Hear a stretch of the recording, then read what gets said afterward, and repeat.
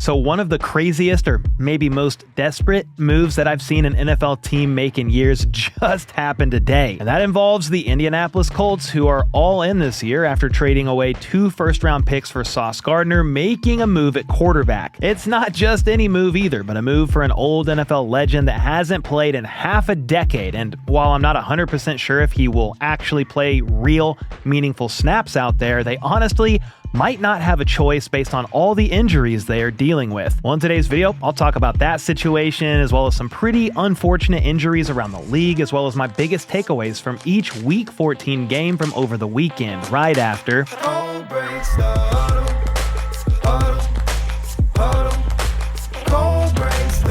All right, first up, we'll get to the Phillip Rivers news right after this game, because J.J. McCarthy was back for the Vikings after missing last week with a concussion. So too was Jaden Daniels for the Commanders after missing the last 3 games with a dislocated elbow. Everything was going right for Minnesota in this game too, who came into this one with the worst turnover differential in the league, yet forced 3 turnovers and didn't commit any themselves. Their run game was working, so McCarthy wasn't asked to do a whole lot, but he did throw 3 touchdowns and avoided throwing a pick for the first time this season. In the end, the Vikings shut them out and trounced them 31-0. Last week, though, Minnesota lost in a shutout to Seattle, a score of 26-0. And that doesn't happen very often. In fact, it was only the 5th time in NFL history that a team shut out an opponent the game after they themselves were shut out. The last time this happened was actually way back in 1992. The win doesn't really do that much for the Vikings this season. They're 5-8 with the playoffs being highly unlikely, but at this point, the development of J.J. McCarthy is priority number 1, and while it was against a bad defense, it was good to see him take some steps forward on Sunday. A bit of a sad note, though, is Justin Jefferson was held to just 11 yards and has 15 total receiving yards the last 2 games combined. That's tough scenes for one of the best wideouts in all of football. The QB situation hasn't helped with that for sure, but again, that's why McCarthy needs the reps. For Washington, they've been eliminated from the postseason after falling to 3-10. It's been a year from hell for them injury-wise, and it got even worse because Jaden Daniels re-aggravated or re-injured in some capacity that same elbow after getting obliterated when trying to make a tackle after throwing a pick. The good news is, or the silver lining here, is that Dan Quinn told the media after the game that Daniels could have gone back into the game, but he was held out as a precaution. There's no long-term damage, just soreness. And some fans are saying, hey, the season's over, so just pull the guy for the remainder of the season and get him healthy. Honestly, they probably should. Then, a much more serious injury was actually to the team's tight end one, Zach Ertz. He got hit low in that game and was carted off with what was definitely a serious knee injury, a torn ACL to be exact, is what was declared afterwards. And that sadly means it could be the last we've seen out of Ertz in his NFL career, considering he's already 35 years old. Regardless, I wish him well and a safe or quick and rapid recovery. Injuries are a brutal part of the sport, right? And we saw that in full force with Colts quarterback Daniel Jones. Late in the first quarter against the Jags, Jones hit the ground with a non-contact injury, and he knew right away it was serious. He took his helmet off and slammed it on the ground a couple times between his legs, and it was indeed an Achilles tear on his right leg, so the opposite leg that he's been battling through with a hairline fracture in his left fibula. Such an awful injury that was at least somewhat caused, in my opinion, by him favoring that leg in recent weeks. And that means the fairy tale run he and this Colts team was on is over. It feels like yesterday they were 7-1, first in the AFC, and nobody could stop them. But now they're 8-5 with their starting quarterback out for the year, and who knows what his future holds because he's set to be a free agent. Jones was going to get paid this offseason for sure, but his next contract will definitely be impacted by this injury, and I don't even know when he'll be able to return to play. It probably won't be the start of the season. That much is for sure. This also makes the Sauce Gardner trade in hindsight look to be a bit too aggressive for Indy. Obviously, there's no way to prepare for injuries like this, but now the Colts may not have their sure thing and a franchise quarterback of the future, and they traded away their 2026 and 2027 first-round picks to New York for Sauce Gardner. The future is definitely in question, but right now, Indy is doing all they can to make the most of this season, trying to salvage it, even if what they are doing is very eyebrow-raising. Don't get me wrong, it'll be entertaining, but the guy they just signed today is a pretty wild one. Before I get to that, the reason why they are so desperate is because with Danny Dimes done for the year, their would-be QB2 and Anthony Richardson is still on IR recovering from that eye injury. He could return soon, but it won't be this week. And then, yeah, it gets worse. Their QB3, Riley Leonard, a 6th-round pick that filled in for Jones when he left last week's game, suffered a knee injury in that same game, and his status is also up in the air for this upcoming Sunday's game. Well, that's why the Colts invited 44-year-old Philip Rivers to come work out today, and then it all went well enough to sign him to the practice squad. That's right, the longtime former NFL QB Philip Rivers, who hasn't played in the NFL since 2020, is now a member of the Colts, albeit to their practice squad. His last year was actually with the Colts, so there's some familiarity there, albeit again, that was 5 or so seasons ago. Still, though, he's got plenty of NFL experience, and as long as he's in some sort of shape, I don't think they would sign him to the practice squad if he wasn't, but he's been coaching high school football. He should still be somewhat serviceable back there in theory, I think. And it is also worth noting that per J.J. Watt, Philip Rivers ran the same offense as the Colts for his son Gunner's high school team this season. Then, both he and Shane Steichen spoke weekly about it, discussing plays and even film. So, familiarity with the scheme should be no problem, according to J.J. Watt. And while this might be one of the most desperate moves, crazy moves I've seen a team make in a long time, I am 1,000% going to watch this man play every single snap because it's bound to be very entertaining to say the least. Make sure to let me know your thoughts on this one in the comments. Philip Rivers, the 44-year-old grandpa whose son Gunner Rivers is only roughly a handful of years younger than their QB3, Riley Leonard. How do you think it's going to work out? Let me know in the comments below. And with all that being said, I do want to shift quickly back to the actual Colts and Jags game that Daniel Jones got injured in the outcome. Indy didn't really stand a chance as the Jags were rolling. They took a 28-10 lead into halftime and wound up winning 36-19 as Trevor Lawrence threw a pair of touchdowns and Travis Etienne ran a couple in himself. This win is huge for Jacksonville as it propels them to first in the AFC South at 9-4. It's hard to think Indy's going to catch them now. I don't know how many games, if any, they win, even with Philip Rivers, but the Texans are on their tail after beating Kansas City on Sunday Night Football. It was a frustrating game for sure, as a Chiefs fan to say the least. Knee injuries to Wanye Morris and Trent McDuffie knocked them out of the game early in the first quarter, though the rookie UDFA Esa Pole did a nice job filling in at left tackle, but he was tackle number 5 on the depth chart brought up recently from the practice squad to the active roster, and that, combined with the fact that they had to go up against that elite Texans defense, made for some very tough sledding. KC's defense actually held things down for the most part, but Mahomes' pass catchers had 6 drops, the most of any game of his career. He missed some throws as well, ending the night with 3 picks and a career-low completion percentage as the offense only managed to put up 10 points in a do-or-die game, and that is never going to get it done. Andy Reid opted to go for it on 4th down, one of them being from their own 31 when the game was tied, and that flipped the momentum of the game and ultimately helped drop the Chiefs' playoff odds all the way down to 17% as they are now 6-7 and have been officially ruled out from winning the AFC West for the first time since 2016. Hats off to the Texans, though, and with the way that defense is playing, they're going to be a very difficult and scary team to go up against in the playoffs, which they are trending towards making. Here's something crazy about Houston. They started the season 0-3 and are the only team this century looking to reach the playoffs after starting out in such a way. In fact, they are the first team since themselves looking to pull this off. The 2018 Texans also started 0-3 and made the playoffs, so that is pretty crazy. Anyway, I break this game down in much more detail on my main channel. How about those Chiefs if you want to check that out? But let's keep it moving and talk about what was perhaps the game of the week between the Bills and the Bengals. It was a snowy afternoon in Buffalo with Cincy taking a 21-11 lead into the half. It was still a 10-point game in the fourth when Josh Allen took off for a 40-yard score, the longest touchdown run of any quarterback in Bills history. The Bengals lead was cut to 3 with that, and then they proceeded to melt all the way down. Christian Benford snagged what looked like to be an attempted lob of a screen to Jamar Chase, and he returned it to the house for a pick 6. That was disastrous in and of itself, but the Bengals got the ball back, and on the very first play, Burrow's pass was tipped at the line and intercepted again. Buffalo went and scored, and in less than 3 minutes, the Bengals went from being up by 3 with the ball in Bills' territory to down 11 in the blink of an eye, Buffalo held on to win 39-34, shell-shocking the Bengals and their fans with quite the crazy ending. The game lived up to the hype, though. Both quarterbacks were playing at a high level. Josh Allen had over 320 total yards and 4 touchdowns, while becoming the first quarterback to have 3 seasons with at least 20 passing touchdowns and 10 rushing. Burrow's stat line would have looked a lot better without those 2 picks, but he still had 284 yards and 4 touchdowns himself. Somehow the Bengals aren't technically eliminated from the playoffs at 4-9, but they would need to win out and have just about everything else go right for them, which probably isn't happening. Then Trey Hendrickson underwent season-ending core muscle surgery this morning, so they're going to be without their best defender for the rest of the year, but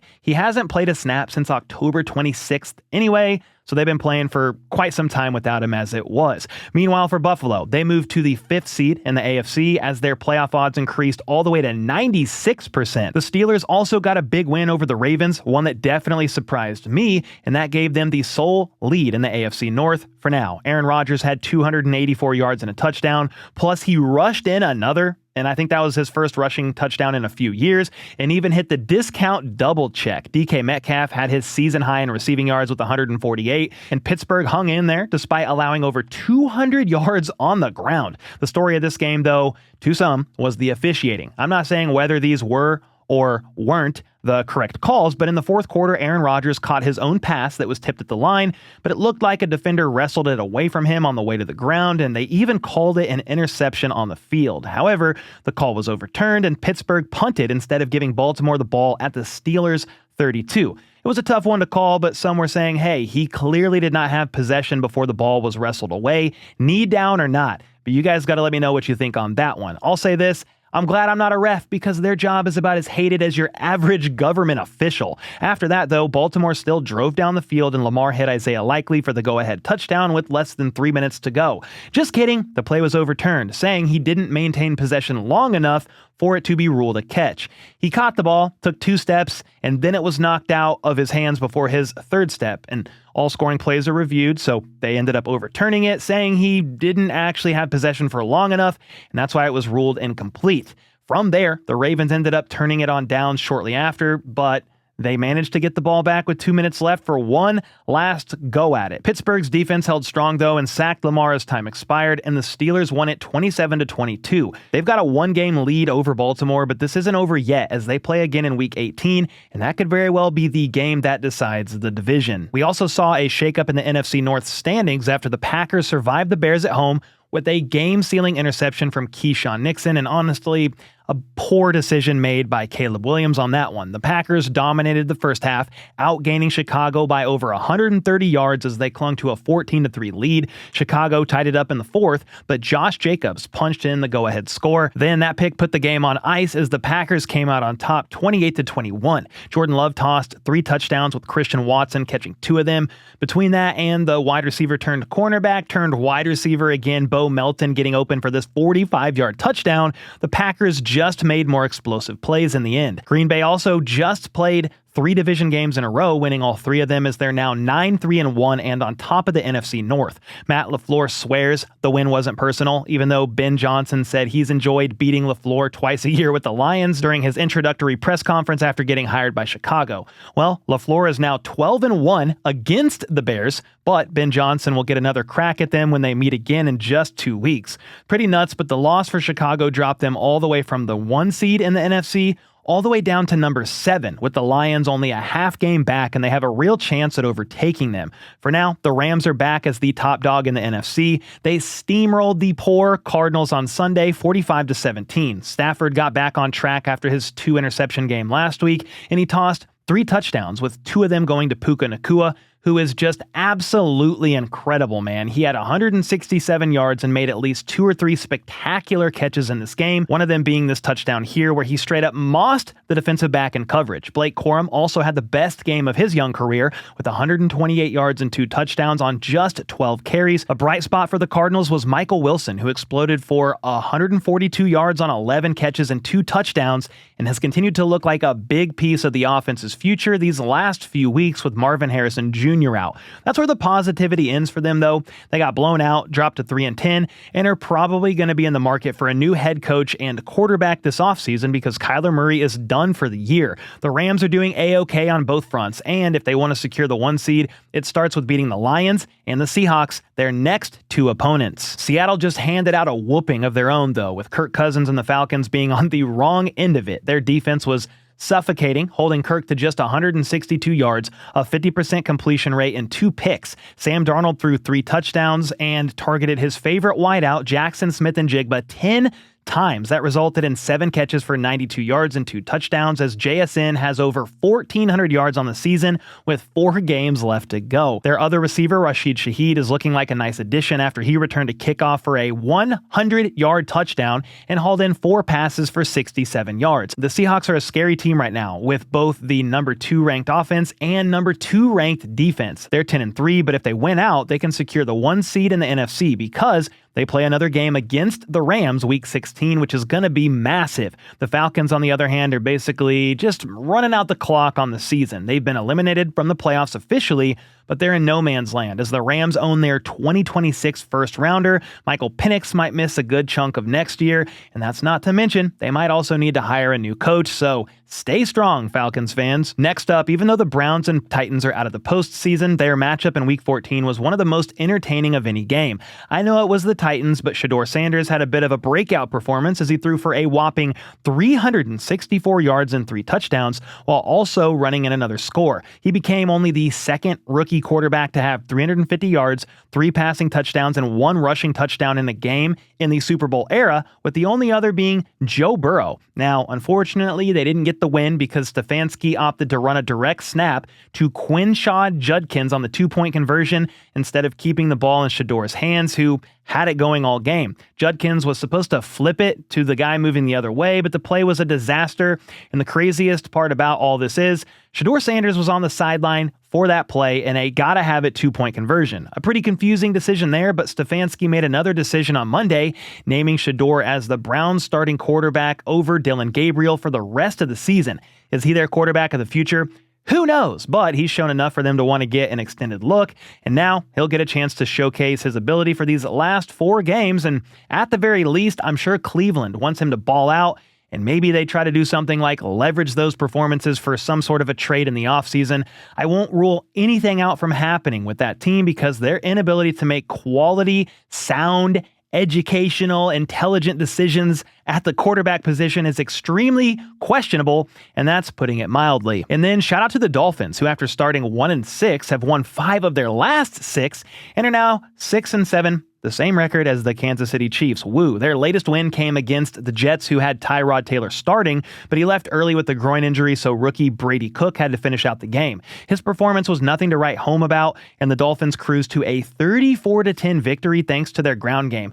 41 rushes for 239 yards and 3 touchdowns. Devon Achane had it going early, and he might have rushed for 200 yards had he not left the game with a rib injury after awkwardly falling onto the ball in the first half. The good news is Mike McDaniel said he could have returned to the game if they needed him to, but he opted to hold him out as a precaution. Devon is pushing to play this next week, and since they play Monday night, I feel like there is a good chance he'll be back given the fact that the MRI was negative, but I bet you he's pretty sore and might even have a pretty gnarly bruise. Even with the win, the Dolphins still have less than a 1% chance of making the playoffs, but that doesn't matter to Mike McDaniel, who is kind of coaching for his job at the moment, and to be honest, it feels like he's on his way to keeping it with how they've looked as of late. Now, a team that's been going in the opposite direction lately is the Tampa Bay Buccaneers. They've lost 4 of their last 5, with their most recent loss being the most shocking of them all. They were at home against the 2-10 Saints, but Baker Mayfield struggled with a sub 50% completion rate and just 122 yards with a touchdown and a pick.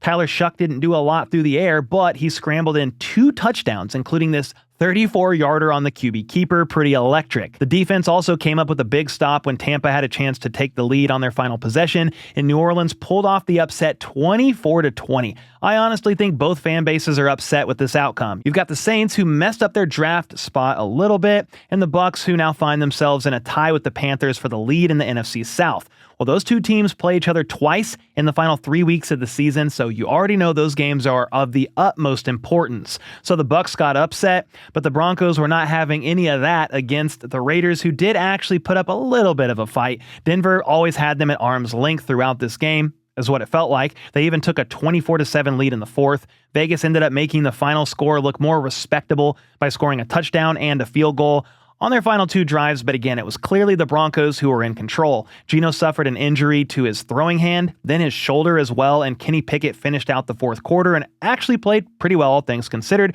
But yet again, the Raiders' run game was a non-factor, while Denver rushed for over 150 yards and won the time of possession by over 19 minutes. The Broncos extended their win streak to 10, and their 11-2 record is the best through 13 games since 2013. They're holding on to the 1 seed right now, as they've got a slightly better conference record than New England, but they've got a tough stretch to close out the regular season now with the Packers, Jags, Chiefs, and Chargers. Speaking of the Chargers, they went down to the wire with the Eagles on Monday Night Football, with the game ending in perfect fashion for how the rest of the night went. There was a total of 8 turnovers, with 3 of them coming on this one play alone. Jalen Hurts threw an interception to a defensive lineman, then the defender fumbled it. Jalen Hurts recovered, but then he fumbled. So Jalen Hurts turned the ball over twice on one play, becoming the first player in NFL history to accomplish that. It was an ugly game for the Eagles offense that was saved a little bit by this 52-yard touchdown run from Saquon Barkley.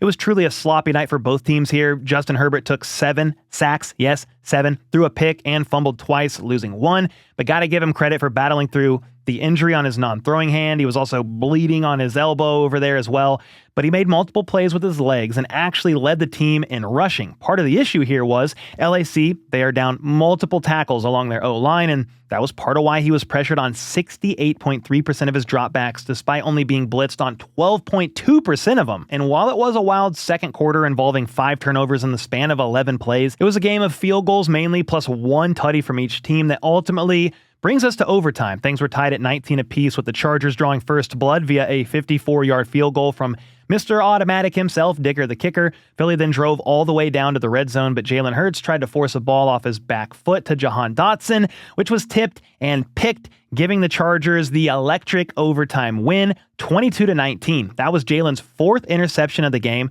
so 5 turnovers from him alone if you count that fumble, and it was statistically one of the worst performances of his NFL career. The Eagles are in a bit of trouble here. They've lost 3 games in a row while scoring only 16 points per game in their last 5. The good news for them, though, is their division is not great. It's made up of the Cowboys, Commanders, and Giants, so they're probably still going to win the NFC East, barring an all-time collapse. And considering 3 of their last 4 games are against the Raiders and Washington twice, I think they should be able to go at least 2-2 or 3-1 to close the season. They still have a 93% chance at making the playoffs, but the question is, how will they look once they actually get there? For the Chargers, this win brings them to 9-4 and has them currently as the 5th seed in the AFC with a 76% chance of making the playoffs. Up next for them is a big game against the Kansas City Chiefs, in which they can effectively end KC's season while basically locking up a playoff spot with a win. It's truly a must-win game for the Chiefs. I've been saying that every single week and don't have high hopes for them, to be honest, but that should be a very entertaining game for sure. Anyway, make sure to let me know your thoughts from these Week 14 games, as well as the pretty crazy signing of Philip Rivers to the Indianapolis Colts in the comments down below. And with that, I'll see y'all next time.